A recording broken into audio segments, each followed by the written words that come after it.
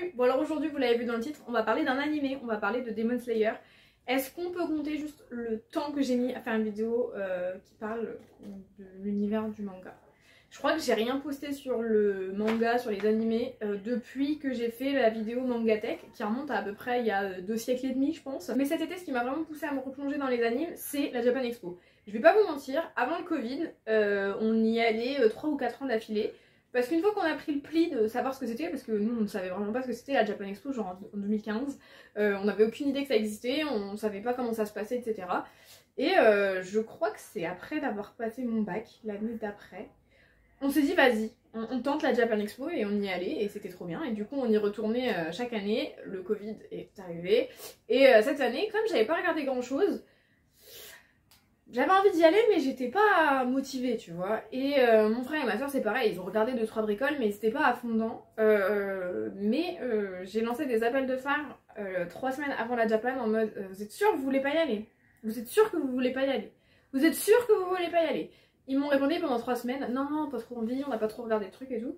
Et jusqu'au samedi soir où je leur dis vous êtes sûr que vous voulez pas y aller demain? Tant pis, on paiera les places plus chères mais on peut y aller dimanche et tout.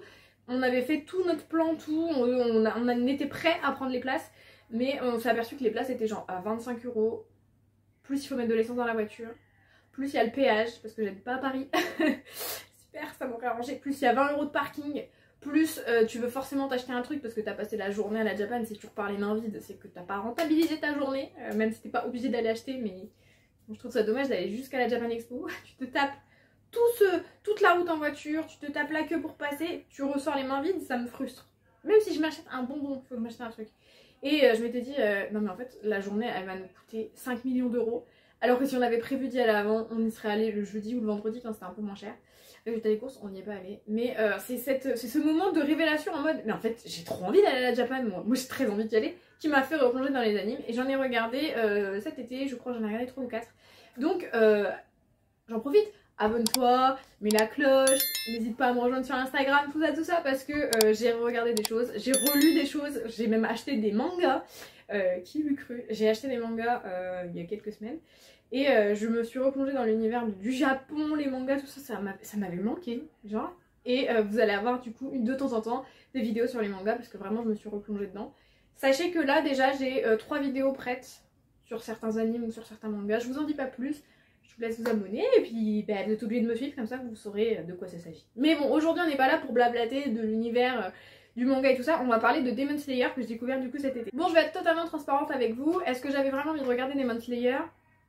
Non, non, certainement pas. J'ai pas regardé Demon Slayer à sa sortie tout simplement parce que quand il y a eu les trailers en disant ouais ça va sortir et tout, c'était surcoté. Ça a été surcoté à partir du moment où les fans de manga ils avaient vu le trailer et à partir du moment où les premiers épisodes sont sortis, les gens ils en pouvaient plus de Demon Slayer. Alors j'avais pas du tout envie de regarder. Les fans d'anime faut vous calmer, c'est pas parce que l'anime il est coloré, il est beau, les animations sont bien faites que c'est forcément le meilleur animé de l'année, le meilleur animé de votre vie. Ça peut être le cas, mais là en fait je retrouve la même chose dans Demon Slayer qu'avec un autre anime dont je vous parlerai dans une prochaine vidéo. Il est surcoté, il a été surcoté au moment de sa sortie parce que quand les gens ont vu le trailer ils l'ont trouvé tellement beau qu'ils en pouvaient plus.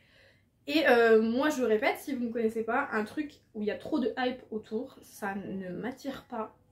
Mais alors ça me rebute. C'est-à-dire que, je vais vous donner un exemple, Attaque des Titans quand c'est sorti, la première saison, les gens ils en ont tellement parlé que ça m'a tellement gavé que je ne l'ai pas regardé le jour J de sa sortie. J'ai attendu je pense au moins 2 ans, 2-3 ans même avant de regarder et avant de juste ne serait-ce que de taper sur mon ordi Attaque des Titans. Vraiment j'en suis à ce point là, je supporte pas les trucs qui sont trop hypés, je déteste ça, surtout quand un truc est très attendu, c'est pas objectif en fait. Parce qu'il y a d'autres animes qui sont beaux et vous avez absolument pas hurlé au meilleur anime du monde, tu vois. Genre là, je peux comprendre que vous l'avez trouvé joli, parce que moi j'ai trouvé graphiquement impeccable, mais là les gars vous en faites trop quoi. Et du coup moi quand il y a trop, mais ça peut être surtout ça peut être une hype autour d'un anime, autour d'un livre, autour d'un manga, autour d'un acteur, d'un film, quand il y a trop de hype, ça me repousse. Et là ça m'avait repoussée. Je vais pas vous mentir, j'ai dit je suis transparente et j'avais vraiment pas envie de me lancer dans Demon Slayer. Alors attention, me faites pas dire ce que j'ai pas dit, l'animé je le trouve très beau, l'animé il est... visuellement il est impeccable, que ce soit au niveau de des actions, que ce soit au niveau des dessins, que ce soit au niveau des combats, les chorégraphies de combat sont impeccables, j'ai rien à dire. Mais je pense que ce qui a fait que les gens le trouvaient hyper beau, c'est que les couleurs comme le bleu, le jaune et le rouge sont hyper, je sais pas si c'est le bon terme, mais sont hyper saturées, elles sont hyper... elles t'arrachent presque la rétine, mais c'est aussi parce que l'univers autour des personnages, il est hyper froid, hyper sombre. Je sais pas si vous voyez ce que je veux dire. Je pense que c'est le fait que les couleurs soient hyper flashy qui a fait que les gens ont trouvé l'anime trop beau, parce que forcément les couleurs flashy elles sont sur les personnages importants, elles sont sur Tanjiro, elles sont sur sa sœur, etc. Et du coup bah, ça les met déjà en avant, et en plus ça les détache du décor qui est un peu... je vais pas dire fade, c'est pas moche, en une connotation moche, c'est fade, je veux dire c'est souvent des couleurs froides, des tons foncés qui sont derrière, qui sont dans le décor, ce qui fait que forcément ils sont au milieu de ton écran, ils sont jaunes, ils sont bleus, ils sont n'importe quelle couleur, ils sont flashy, tu vois que. Et forcément, quand il y a des attaques où il y a l'eau, forcément quand c'est dans le noir, tu vois l'eau qui... sur ton écran, tu te dis putain c'est trop beau quoi. Donc je peux comprendre, je l'ai trouvé beau aussi l'anime, mais la question que je me suis posée en fait, c'est est-ce que le fait que l'animé il soit beau, est-ce que ça change le fond de l'histoire? Est-ce que le fait que l'animé soit beau, ça en fait le meilleur anime du monde? Et est-ce que le fait qu'il soit beau, ça a pas poussé un max de gens à le regarder? Et est-ce que du coup le fait qu'il soit beau, ça a pas poussé aussi un max de gens à dire ouais il est trop bien? Alors que est-ce que le fond il en vaut vraiment la peine quoi? Je parlerai du fond de l'histoire un peu plus tard, mais là je vais m'attaquer au personnage. Je trouve que le personnage de Tanjiro, ça va. Il y a tellement pire dans l'animé, il y a tellement pire. Tanjiro je le trouve un peu attachant. Avec sa sœur, avec la relation qu'il a avec sa sœur, je la trouve trop mignonne. Je trouve que ça rappelle un peu... alors attention, c'est le moment où je vous dis que Fullmetal Alchemist c'est l'anime de ma vie et le manga de ma vie. Un peu comme Alphonse et Edward. Je trouve que la relation frère et sœur, elle est hyper bien mise en avant, elle est trop mignonne en fait. Et ça m'a rappelé un peu ce côté nostalgie, et ce qui a fait que du coup juste après Demon Slayer j'ai re-regardé Fullmetal Alchemist. Mais je trouve que la relation elle est plutôt bien mise en avant, mais c'est jamais too much. C'est à dire que Tanjiro il vit pas juste pour sa sœur, il s'entraîne tout seul. Des fois Nezuko tu la vois pas de l'épisode, bah c'est très bien je trouve. Ça, ils ont réussi quand même à les détacher et à faire en sorte qu'il y ait un lien quand même fraternel, et j'ai trouvé ça bien.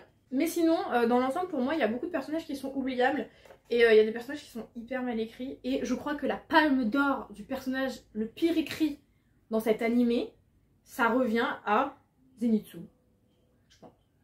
Alors, attention, parce que vraiment, la place du numéro 1 a été convoitée également par Inosuke, qui est particulièrement imbuvable. C'est-à-dire que j'ai rarement vu deux personnages secondaires aussi présents et aussi chiants dans un animé. Hein. C'est-à-dire que vraiment c'est des sidekicks dont tu te passerais bien. Je les ai détestés. Alors soit je suis pas la personne cible, je suis pas dans la tranche d'âge, je suis pas la... J'aime bien, tu vois, j'ai bien aimé. Mais ces deux personnages, quand je les voyais à l'écran, en fait je les aime pas parce que Zenitsu, il est là pour te ramener je pense la petite touche d'humour qui doit plaire aux japonais et qui doit plaire à certains. Mais alors moi pas du tout, je le trouve lourd. Je le trouve pas intéressant, pas forcément badass, lourd à souhait, pas drôle, je sais pas si je l'ai déjà dit, mais pas drôle. Ce qui fait qu'en fait, dès que tu le vois à l'écran, bah t'as envie de me baffer. Inosuke, c'est pareil, hein. Il est oubliable, il est pas intéressant comme personnage. Maintenant, on va parler de l'histoire en elle-même, on va parler du fond dont je vous parlais tout à l'heure. L'histoire, bah c'est pas... Elle n'est pas extraordinaire. Techniquement, c'est l'histoire bateau d'un shonen. Hein. Je veux dire, elle sort pas de l'ordinaire, elle casse pas trois pattes à un canard, elle est pas délirante, tu vois.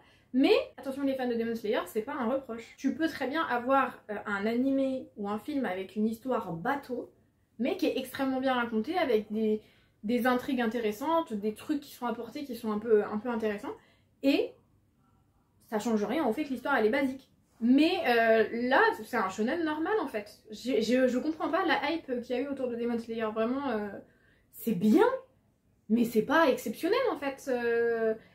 Mais c'est bien, j'ai bien aimé regarder, je sais que la saison 3 elle va pas tarder à sortir là. Alors quand, j'en ai aucune idée, je vous mettrai la date quand j'aurai fait mes recherches. Pour éclairer mon propos, je vais vous prendre un exemple qui va vous montrer que je reste très objective. Un de mes animés qui fait très certainement partie de mon top 10 de mes animés préférés, c'est Seraph of the End. J'ai découvert ça un jour sur internet, j'ai dévoré les saisons, j'aimerais bien une suite d'ailleurs, si un jour ils veulent bien sortir, je sais plus si c'est la saison 3 ou la saison 4, bah j'attends, moi je suis là, je suis dans mon coin et j'attends, j'ai vraiment adoré, j'ai acheté les premiers tomes et n'ayant pas forcément les moyens d'acheter d'un coup toute la suite et ayant très envie d'avancer dans l'histoire, parce que l'anime s'est arrêté, j'ai été lire les scans. Je sais c'est pas bien, on donne pas d'argent à l'auteur tout ça, mais j'avais besoin. Bref, donc je l'aime à ce point-là. Du coup en fait Seraph of the End, c'est un anime que j'aime beaucoup, mais si tu le regardes comme ça avec des yeux extérieurs, c'est juste en fait un shonen normal. Il a rien d'extraordinaire, il est pas révolutionnaire, mais je sais pas si c'est l'écriture des personnages, si c'est l'univers avec les vampires, si c'est leurs techniques de combat, le fait que ce soit fait de telle façon ou quoi, mais moi j'ai grave accroché et ça peut te rendre une histoire qui est pas extraordinaire, elle peut être intéressante si t'as des bons personnages. En fait si elle est bien fournie, tu vois, si tu me dis juste c'est un garçon, il va s'entraîner, il devient trop fort et ça va devenir le meilleur tueur de démons du siècle, c'est bateau, ça me donne pas envie, tu vois. Mais si tu me dis, ouais, ils font des attaques de ouf, Tanjiro, il va faire ça avec sa sœur et tout, là j'ai envie de regarder, tu vois. En fait, il faut rajouter du contenu, faut pas juste se dire que c'est une histoire bateau. Mais du coup, avoir une histoire basique, ça veut pas dire que c'est nul. C'est juste... Et en fait, j'ai envie de dire, tous les shonen, ils sont un peu basés sur la même trame, hein. C'est juste, il faut savoir rajouter des trucs au bon endroit pour capter l'envie des spectateurs et des lecteurs. Et est-ce que Demon Slayer a réussi ? J'ai quand même regardé, j'aurais pu m'arrêter au bout de 10 épisodes, et j'ai quand même regardé l'intégralité de la série. J'ai quand même envie de voir la suite. Donc c'est une trame basique, mais c'est une trame qui marche. Donc pour moi, ça reste un bon animé, hein, quand même, faut dire ce qu'il est. Donc pour résumer, j'ai beaucoup aimé Demon Slayer, même si bon, les personnages secondaires, hein, j'ai pas adoré du tout. Hein, clairement, Inosuke et Zenitsu, je m'en serais largement passée. Mais j'ai beaucoup aimé. Alors à savoir que j'ai mon petit rituel le matin, je me fais mon petit café. Mon petit café, je me mets dans mon salon, devant ma télé, je mets Netflix et je regarde ce que j'ai en cours, donc soit une série, soit un manga. Et au moment où je regardais Demon Slayer, j'avais plusieurs choses en cours. Et le matin, je choisissais, c'était pas... je mettais Netflix et je regardais parce que j'avais que ça. Je choisissais délibérément de mettre Demon Slayer. Donc à partir du moment où j'ai choisi de mettre à la télé, c'est que déjà, je me suis pas forcée à le regarder, donc c'est que c'est pas quelque chose qui m'a vraiment déplu. Je dirais juste que ça pourrait être mieux travaillé. Encore une fois, je n'ai pas lu les mangas et j'ai pas regardé de scan. Je sais pas s'il y a de film, rien du tout. N'hésitez pas à me dire dans les commentaires si ça suit réellement le manga à la feuille près. Parce que si c'était différent, peut-être que je me plongerais dans les scans. Mais quand la saison prochaine sera sortie, j'irai jeter un œil parce que j'ai quand même envie de savoir comment finit l'histoire. Moi je suis du genre, je commence un livre, je le déteste, je le finis quand même parce que j'ai commencé l'histoire et je veux savoir la fin. Donc je suis obligée de regarder Demon Slayer. Mais c'est pas je suis obligée, c'est j'ai envie. Je m'oblige pas à le faire, je suis obligée. Vous voyez la différence? Je me sens pas obligée de regarder la suite pour finir, pour avoir la fin. Là, j'ai envie de finir l'animé pour connaître la fin. C'est différent. Je m'y oblige pas. Je suis obligée. Voilà. C'est une petite subtilité, mais quand même. Du coup, j'ai beaucoup aimé, mais l'un des seuls points négatifs, en plus des personnages secondaires qui sont insupportables, c'est la vitesse de l'animé. Je trouve que tout va trop vite. Tanjiro il va chercher du poids, il revient, on n'a pas eu le temps de s'attacher à ses frères et sœurs, ils sont déjà morts. Bon, d'accord. Il va s'entraîner, en 2 épisodes c'est bâclé. Il va passer l'épreuve pour devenir tueur de démons, en 1 épisode et demi c'est bâclé. En fait j'aurais préféré qu'il rajoute un épisode aux saisons et que ça prenne son temps. En fait les personnages ils sont pas suffisants, t'as pas suffisamment d'empathie pour eux. Je vous dis, la famille de Tanjiro, on la voit 4 secondes et après ils sont morts. Donc t'es là et tu fais bah ouais mais je ressens rien moi. Le seul personnage pour lequel j'ai ressenti un peu d'affection, c'est Nezuko. Hors le personnage principal évidemment. Mais j'ai pas ressenti de l'empathie pour elle toute la première partie de l'épisode 1. C'est quand elle se transforme en démon et que Tanjiro il essaye quand même de la sauver du mec qui veut la tuer. Là tu te dis bon... Ça commence, il y a une relation frère et sœur qui là commence à s'installer. Quand elle le défend, tu te dis bon, ça y est, je suis dedans. C'est pas de la faute du personnage, c'est de la faute de l'épisode, de la vitesse à laquelle l'épisode il est expédié. Parce que, je vous dis, les premières minutes de l'épisode, je sais plus combien de temps, peut-être 10 minutes, les 10 premières minutes, Tanjiro il est chez lui et il part au couper du bois là, ou vendre du bois, je me rappelle plus, et il laisse sa famille. Mais j'aurais préféré que l'épisode dure 10 minutes de plus et que Tanjiro il parle avec ses frères et sœurs, parce que quand il meurt on ressent rien. En fait, tu ressens pas l'importance des personnages, ça va trop vite. L'entraînement il est bâclé.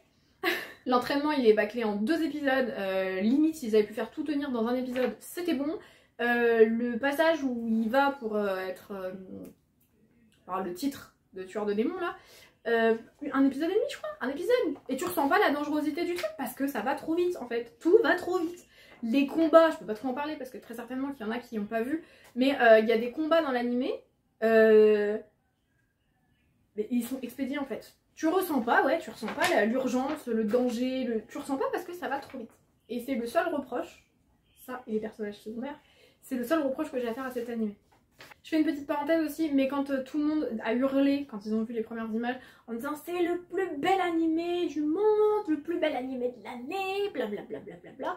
Alors, il est beau, il est très beau, mais c'est pas comme si c'est un anime qui était sorti en 90.